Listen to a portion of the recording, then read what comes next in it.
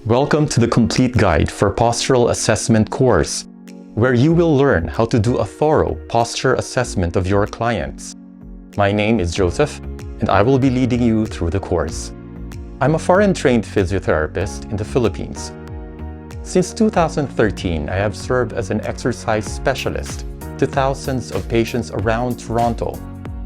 Recently, I have started my own company. The Health Leap aims to make instructional therapeutic exercise videos available for all and to create educational course materials for online platforms.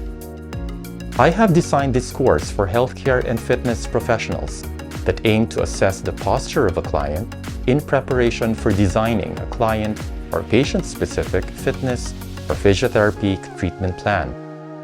By the end of this course, you will be able to confidently perform and analyze a thorough, static and dynamic posture assessment with real clients.